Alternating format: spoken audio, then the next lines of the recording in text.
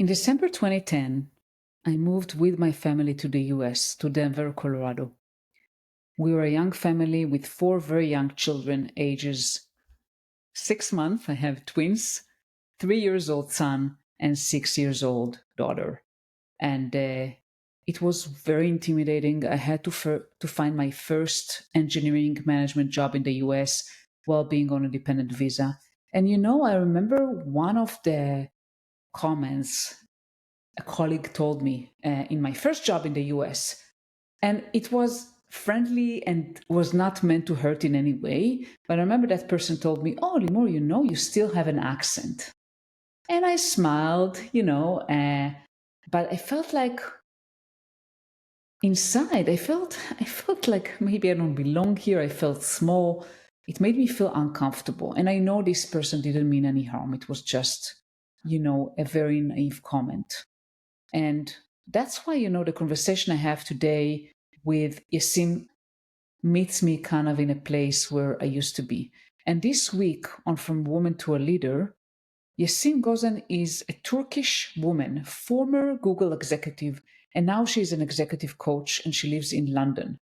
And Yesim knows what it means to walk into a room full of confident men and feel like you don't belong. Not just because you are a woman, but also you are an expat. So she moved from Turkey to Dublin and then from Dublin to London. But instead of shrinking, she built her confidence. She found her voice and decided to help other women do the same. Very similar to my story. That's why I resonate with her so much. So for those who don't know me, hi, my name is Limor Bergman Gross. And you reached the podcast From a Woman to a Leader. This podcast is dedicated for you, women in tech or women in male-dominant field, to support you, to empower you, and to help you grow.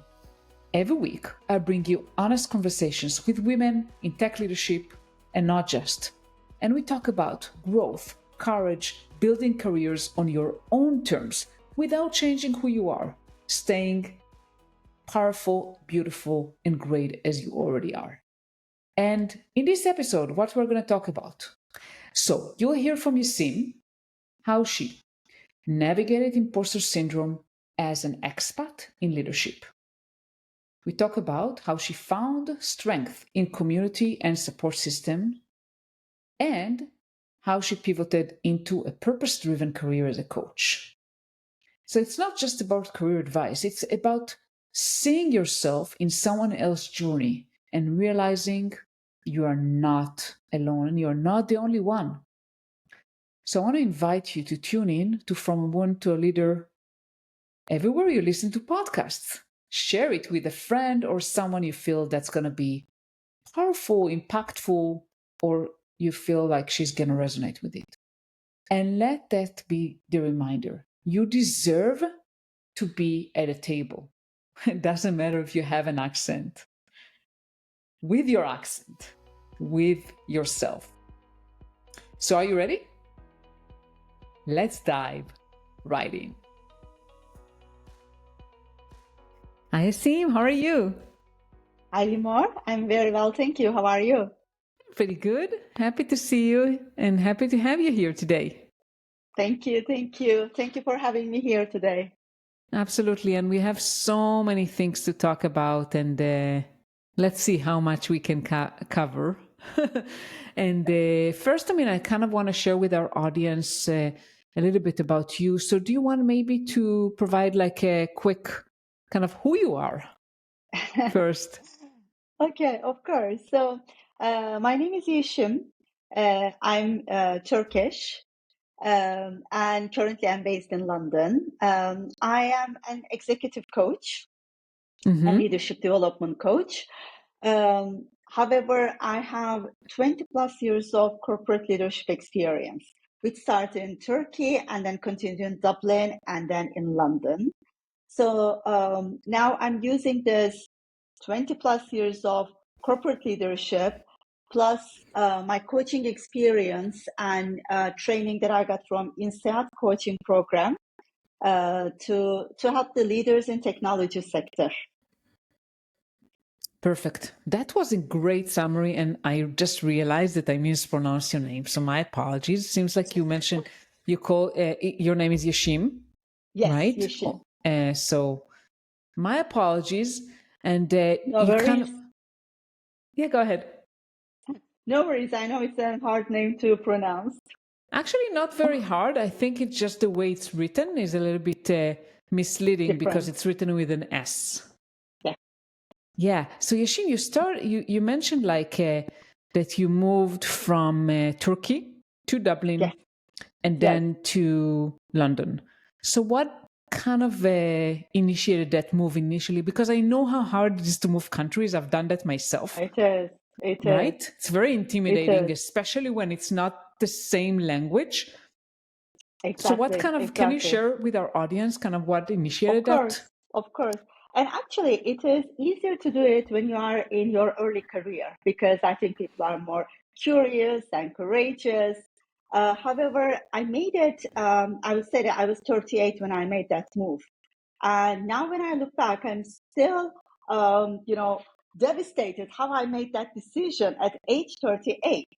But I always had that burning passion to move abroad and work with an international culture.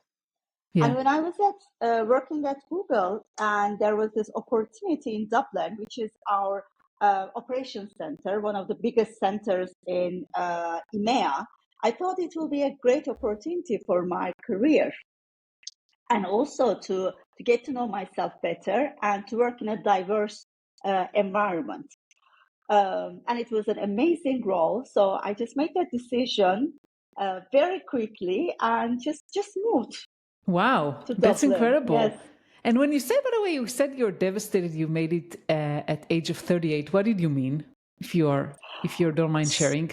No. I think because generally, as people, come to a certain age, they tend to, just build their roots and stay there.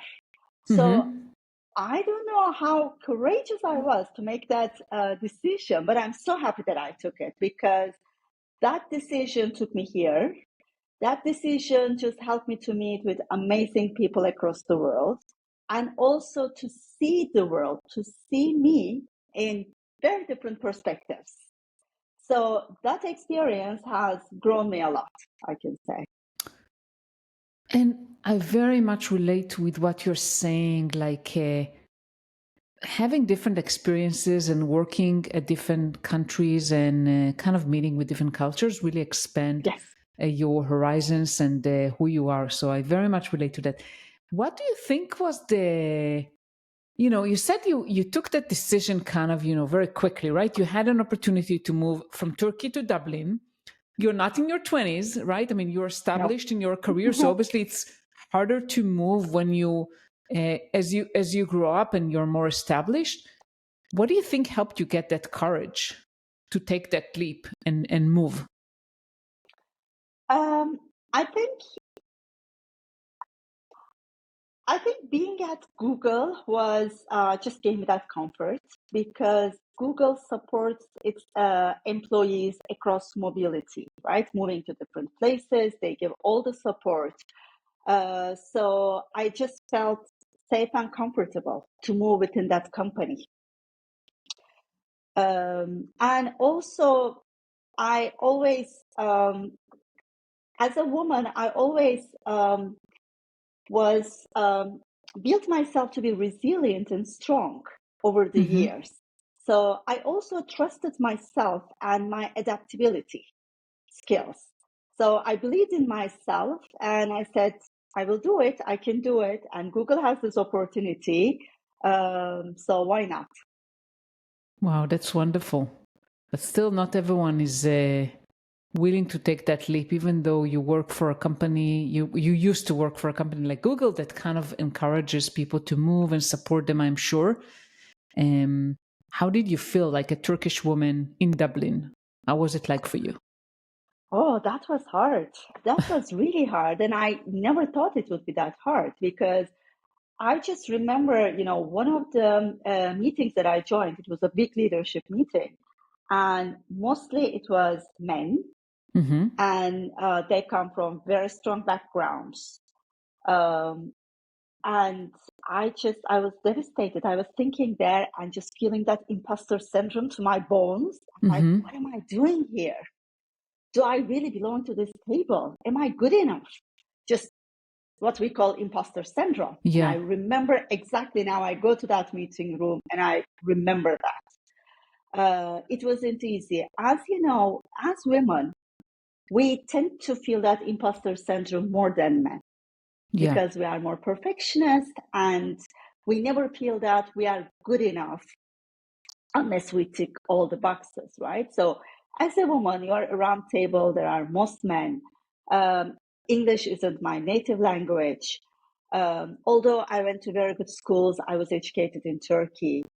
So I think all of these things just made me very uncomfortable at that moment. Yeah. I very much relate to that. You know, Ashim, I still remember in my first job in the US, when I moved to the US, someone commented on my accent. And people used to ask me, "Oh, where are you from? Where are you from?" And then someone told me, "Oh, you still have an accent." And I felt very uncomfortable when they said that. Yes, yes. And very interestingly, once I was at a training at Google, and there was a very successful Italian colleague. And she just said that, well, today I give this presentation and I felt so uncomfortable with my Italian accent. And then that was the realization point for me. And I said, why you feel uncomfortable? That's amazing. You are Italian and you are speaking perfect English and you are delivering presentations. Yeah. You know, you should be proud of that.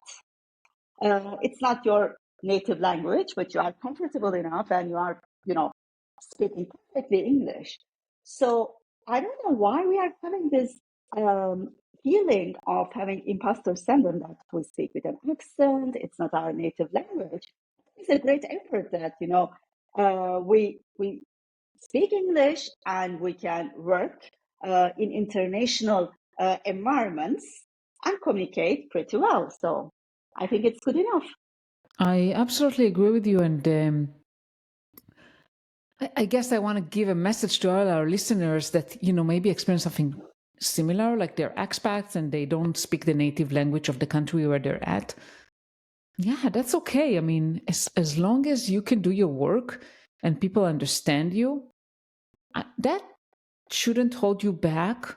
And I'm sure that in London, and very much so I felt in the US, it's very diverse. And you see Yeah, people from so many different countries. exactly. French people speaking English is different, Italians different, Turkish different, um, Russian different, and it just makes it diverse. And I think that's the interesting thing. I think so too. And this is, by the way, one of my greatest joy with this podcast, that I get to meet, people around the world. I think that's fantastic. And if we talk about imposter syndrome, shame, and we know this is so common, especially for women, right? Because we don't feel the same. We feel very different. We don't feel necessarily that we belong, especially like you Yeah, mentioned, like you go yeah, into a yeah, meeting room full with men.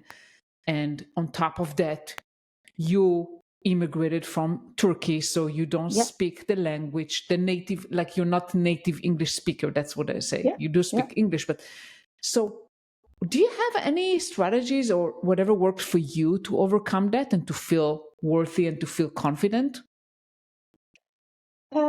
Well, you are right. I mean, I see imposter syndrome a lot, and also today, with my coaches, I also see that imposter syndrome a lot.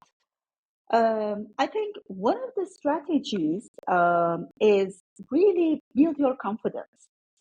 And the best way to do it, and I always actually experience that as well, looking back at your past successes, any success story, go back to that time, remember that, and just remind yourself how amazing you are, what great achievements you have made. And then clicking that will help you because you can say, if I made it at that time, I can make it again. So that really helps me. And then building allies and support groups is very, very important. Yeah. To have, surround yourself with people who will support you, who will just remind you that you are doing good, you are taking, very strong steps, you are doing your best, and actually you are perfect as you are. So that's very, very important. And, I hope everyone has family supporting them, mothers, fathers, husbands, wives, close friends, children. That's very, very lucky and very important. Yeah, go ahead. So, and also, I think one important thing which I apply and talk this with my coaches as well, it's good to understand where this imposter syndrome is coming from. Because last week I had a session on that, and I asked my coachee, where do you think it comes from? Why do you think you are not good enough? And he told me a few things, which is very subjective from his point of view, right? And there was only one objective skill set that he mentioned, which was something very basic. So it is just having that self-reflection and asking yourself, where does it come from? What do I miss? Maybe it is just one skill set that you can learn easily, and that will help boost your confidence. But also all these subjective things, it just belongs to us. It's our beliefs. It may not be correct. Absolutely. And and I think supporting environment is so important. I just, one of my clients, she's making a huge transition, and her husband is not from bad intentions, but he's not super supportive. Like, she constantly feel like, oh, he's not going to support that. Oh. What's his opinion on that? And again, it's not something that he's doing on purpose. Yeah. So the tricky part is sometimes the people that are closest to us, it's not in my case. My husband always really, really was, and he still is a driving force. But sometimes even the people who are closest to us, could be our parents, could be our siblings, could be our spouses or children. Exactly. They may not give us the energy we need, and they're not doing it because they're bad people. They may have different belief system. They may see, that's okay. But I think that the important piece here is to find the people that do give you the positivity and the energy that you need, that believe in you and empower you. Exactly. And I want to add one more thing on that, Limor. Unfortunately, you can have very good friends and who like to protect you when you are taking important decisions. Let's say that you want to move to another country. And because they are scared themselves, they reflect their own fears to you. Unconsciously. They can say that, no, you cannot do it.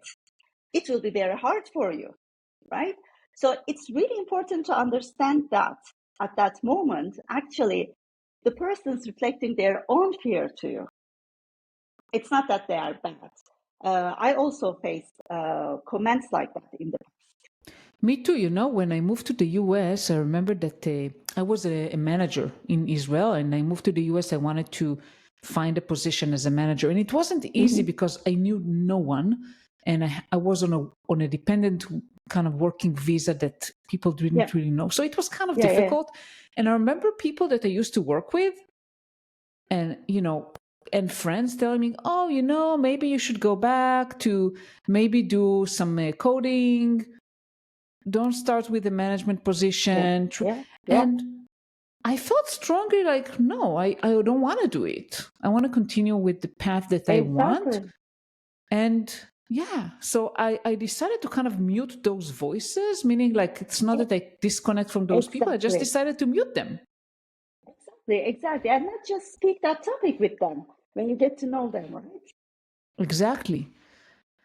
And so I think support. By the way, do you have any recommendations for any support systems? I mean, maybe any women related kind of groups or whatever in London or virtual that you think are going to be valuable? Exactly. I think that's very important. So I think it changes. Well, there are general women groups, of Mm-hmm. course, that you can join. For example, there are lots of women technology Mm-hmm. groups and also charities. It's definitely very helpful to be part of that. As an executive coach myself, I'm a member to a lot of different coaching groups, and Yeah. that's how I created my support system. And very interestingly, now people are very open to, meet someone from LinkedIn saying that, oh, you are doing the same job that I'm doing, and shall we connect? So that also can build a support mechanism. So we shouldn't be shying away from that. If you believe that, let's say that you are taking a step, you want to take a step, and you find you just saw someone on LinkedIn hasn't done the recent journey. Why not reach that person and say, can I talk? And people are just very open to that. So I think that's very good. And also then for every country, for example, as a Turkish woman now, I'm joining another Turkish group. Maybe your own community groups can help Yeah. you as a support system. So there are very different ways. Either it is more related to your business, related to your country, or just randomly you can reach someone and create that small group. I love that. Those are great tips, Shim. Oh. Thank you so much. I mean, yeah, I actually have also local kind of, I'm a vice president of the local ICF chapter here in Israel. So Mhm. obviously I'm connected with other, coaches. And also, we have a local kind of in the city that I live in, local women in business. Like it's more generic, like women who are, have their own businesses that we meet once a month. And there are virtual communities. So definitely, I mean, there are a lot of options. You just need to go and find the ones that relate to you. Exactly.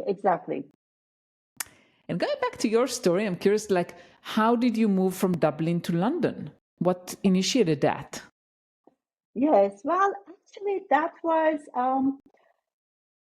that. Interestingly, I'll take a step back. I realized that every step that I had taken unconsciously, there was a reason behind it. Mm-hmm. And like I moved to Dublin because I want to get an international experience and also people management experience. So I was a manager for a Turkish team there, which was great. And I really enjoyed being a people manager. Actually, I started my first coaching experience at that time. And then there were two things. One, I always want to live in London. That was my dream from Mm-hmm. childhood. So that was one of the reasons. And then London is a very easy place to live for a foreigner because we always call that as a melting pot. There are so many different people coming all over the world, so it's easier to connect and Mm-hmm. build, friendship, communities, and to thrive. And then, thirdly, the role I found was very interesting and exciting, which was I would be the EMEA head of a team, of a sales team. And then that was the first time that I will lead a multicultural team. Wow. And that has been a great learning experience for me because until that time, I have only led Turkish team.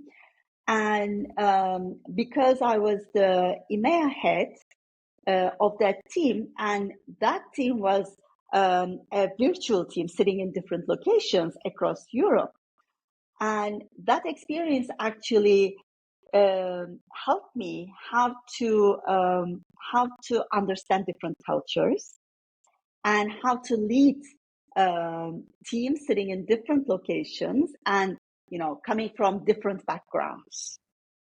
That's wonderful. And Uh, I think that the fact that you came also from a different background, right? And you exactly. immersed into different cultures helped you probably. Exactly. And that was I would say, the pinnacle of my career for 4 years. And I traveled all around EMEA because I was visiting our partners with my team. I have amazing memories, and I learned so much about different cultures, which is, I guess, a very, very big, it's a very rich experience. Wow, that sounds incredible. It's probably was also very demanding, right? Travel so much. Yes, yes. It was very demanding, but I think I was so passionate about what I was doing. And again, I was doing a lot of coaching to my team at that time, and I wanted to be closer to them. So um, going to Stockholm and meeting with my team there, having one-to-one discussions, coaching with them, visiting partners with them. I was so passionate and I was so inspired by them that I never felt it as an urge, but I always enjoyed that time. Wow, wonderful. Yashim, do you have any insights like from that 4 years that you worked like with different cultures? Because I know this is a challenge that many leaders face when working with different cultures. Like, how do you build trust and relationship with people that are so different than you? Yes, well, I accept. I mean, it's very hard, and I remember that when I first had a meeting with I mean, my direct report, he was Dutch, and I was like, wow, he's so open, right? Dutch people, they are just so Yeah. open. So it was interesting, but I think when you when you talk with someone with curiosity and trying to understand with them with good intentions, and you show care, it's easier to build trust. And when I say curiosity, is also trying to understand different cultures and respect these cultures. And then it's easy to adapt, right? It's there's an amazing book called Culture Map. So I Yes, recommend it I've to read it. everyone. Yes, it's Absolutely. good. So it's good to collect these intel about different cultures, and then you can be open and vulnerable, and you can say, "Listen, I don't know about that culture, but can you help me understand more?" For example, I remember the first time I was going to a meeting in Finland. My team said, Yesim, Finnish people are very reserved, so just don't go and hug them and kiss them. So take your space and take it slowly. It was very interesting. But actually, during just one night dinner, we built the trust and credibility with that amazing Finnish team. And next day, we were just hugging each other when I was leaving the country. So in the past, we are all human. We are all same. We want to be understood. We want to be heard. We want to be listened. So these are the basics. Of course, there are different rules, but as long as you are open, you reach them with care and good intention, you'll build these bonds. For sure. And I just want to highlight to our listeners, I mean, I really like Erin Myers and her book, The Culture Map, and also her website. She has great tools you can use. Some of them, I think, free and some are paid. So we'll Mm-hmm. definitely put links here to that. Yes, And I please. think you mentioned Yes, like please.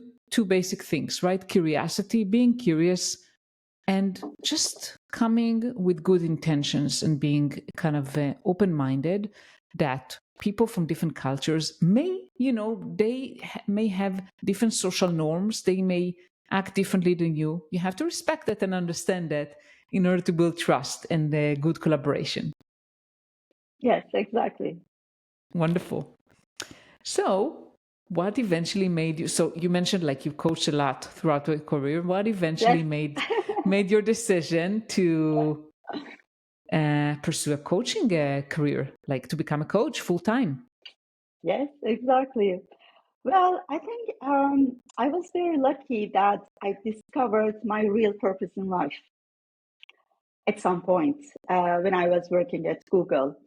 So as I started coaching my team and I saw how impactful it can be, I start to work more on that. I got some trainings. And then I start to coach other people at Google. Google has a very strong coaching culture. Mm-hmm. So, people coach each other. So I start to coach, new managers. I start to coach women. I joined lots of women initiatives. I was a power mentor for 2 years. And then at some point, I just realized when I go to work, okay, I loved my work, but what I really like is the coaching times. Mm-hmm. So I remember very well at one of our trainings at Google, it was like, training for long-term career path. I have written there, in the future, I want to be a full-time executive coach. So it was just there written. And then after pandemic, actually during pandemic, I had a very tough 3 years. It was pandemic, but then I was at a very stressful role. So unfortunately, I have been through a burnout. And after that, I thought, well, I don't want to delay my passion anymore. So I want to work towards that. And I did some exploration and I really want to get a good education. And I found that INSEAD has a very strong coaching program. So I got enrolled that. And also it's, as you know, INSEAD is very multicultural. Yeah. It's on system psychodynamic approach. So I got enrolled that, and as soon as we start, it's a very experimental learning as well. I started my coaching there, and then I said, okay, I want to continue this, and I started my own business. And I love it every day. And as I say, when you do some, when you have your long-term career ambition, we always look at what we want, right? We want to do a startup. We want to do this. But then it's important to also ask the question, why? Why do I want this? What is the purpose? And the reason that I always wanted to help people. And we can help people in very different ways, right? A doctor helps people in a different way. A teacher helps people a different way. They touch their lives in a different way. And I realized that I can help people by coaching. So that's a very fulfillment experience for me. And I'm very satisfied what I do. I very much relate to that because I feel the same. I discovered also my passion. Of So course. we're kind of very much alike in that. And I think that you mentioned why. I mean, I think that this is an important question to ask yourself. Why are you doing a certain thing? And if you answer yourself, I want to make more money, ask yourself again why. Because usually this is not the right answer, like I want to make money. Money is usually the tool, not the motivation, right? I mean, we all want to make money, we want to live comfortably, we want to support our families, but that's usually not the real motivation. Exactly. There's always something bigger than that. Absolutely. And yeah, for me, it is like touching people. And very interestingly, when I started coaching, one of my friends, my best friend from, 12 years old, since 12 years old, she told me, Yesim, 15 years ago, almost, you told me that you want to do something with people, that you love people, and you want to do something to touch people. So I'm not surprised that you chose this path. I didn't remember that. So actually, I decided that 15 years ago, unconsciously. Wow. I think, Ishim, that if I would go back to like 30 years back, when I just started my career, I would probably never imagine that I would be a coach. Well, it's great how life kind of takes us to different paths we haven't exactly. thought about. Exactly. So the question is, what will happen to us in 15 years or 30 years? We don't Who know. knows? We don't know. I think that we both have a lot to give, and I'm always saying that I'm like to keep my options open, right, to possibilities. Exactly. And also continue learning. And that's one thing that I would like to emphasize here to everyone who listens us. Is just continuous learning and developing is key. It's the key for happiness. It's the key for success. It's the key to have a fully experienced life. 100%. And I think this is one of the joys for me of becoming a coach, that like you, I mean, I didn't study in INSEAD, but I took a rigorous coaching program here. And it's just the beginning of a journey for me. Exactly. And also, when you are really curious and excited about what you do, then it's not like studying. It's just, you want to read, you want to learn, you want to develop, you want to get another training. It was yesterday, Sunday morning, I was reading a very interesting book called Unconscious at Work, by the way. I recommend it to any coaches here listening to us. So, and because I was interested, it's, I do it on Sunday morning instead of doing something different. So it's just do something that you are passionate. That's the key, I guess. For sure. Well, Yesim, I want to thank you so much for being here with me today. I really enjoyed it. Me too, Limor. And it's great to discover that we have so much in common. For sure. And for our listeners, just that you know, we plan to hopefully meet each other in London at the beginning of March. By the time the episode is going to be published, we already done that. But, I'm very excited to meet you in person, Yesim. Yes, same with me, Limor. And thank you again for having me today. My pleasure. Thank you so much. Have a great day. You too. Bye-bye. Thank you so much for listening to the episode with Yesim. And before you go, don't go yet.